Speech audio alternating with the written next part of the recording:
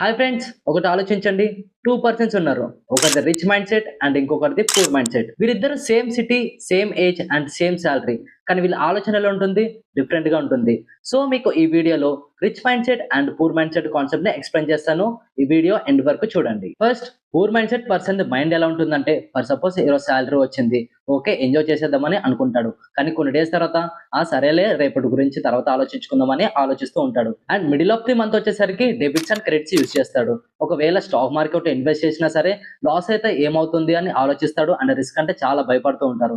ఒకవేళ మార్కెట్ లో ఇన్వెస్ట్ చేసినా సరే, అమ్మో మార్కెట్ అనేది తప్పు అండ్ సిస్టమ్ అనేది రాంగ్ గా ఉంది, అసలు నాకు లక్కే లేదని థింక్ చేస్తూ ఉంటాడు. ఇలా చాలా రీజన్స్ చెప్తుంటాడు, కానీ అతని మైండ్ అనేది చేంజ్ చేసుకోడు. And second one, rich mind set person ఎలా ఉంటుందంటే, ఇతను కూడా same age, same city and same salary. ఇతను శాలరీ రాగానే ఏం ఆలోచిస్తాడంటే, మనీని ఎలా సేవ్ చేయాలి, ఈ మనీని ఎలా వర్క్ చేయించుకోవాలని ఫస్ట్ ఆఫ్ ఆల్ థింక్ చేస్తూ ఉంటాడు. రిస్క్ లేకపోతే గ్రోత్ ఉండదని చెప్పేసి ముందుగానే రిస్క్ ని క్యాల్కులేట్ చేస్తాడు. ఒకవేళ స్టాక్ మార్కెట్ లో ఇన్వెస్ట్ చేసినా సరే, లాస్ వచ్చినా లేకపోతే మిస్టేక్స్ ఎలాంటివి చేసినా సరే, దాన్ని ఒక లెసన్ లా తీసుకుంటాడు. ఆ లెసన్ ని నేర్చుకుంటూ నెక్స్ట్ లెవెల్ కి వెళ్తూ ఉంటాడు. దీన్ని బట్టి మనకు అర్థమైంది ఏంటంటే, రిచ్ పీపుల్ మనీ కోసం వర్క్ చేయరు, మనీ వాళ్ళ కోసం వర్క్ చేస్తుంది. అండ్ గుర్తుపెట్టుకోండి, నీ ఇన్కమ్ చేంజ్ అవ్వాలంటే ముందు నీ మైండ్ సెట్ అనేది చేంజ్ అవ్వాలి. ఈ వీడియో మీకు నచ్చితే మీ ఫ్రెండ్స్ అండ్ ఫ్యామిలీస్ కి ఖచ్చితంగా షేర్ చేయండి. వీడియో నచ్చితే లైక్ చేయండి అండ్ మన జీకే ఛానల్ ని సబ్స్క్రైబ్ చేసుకోండి. Thank you. Have a good day.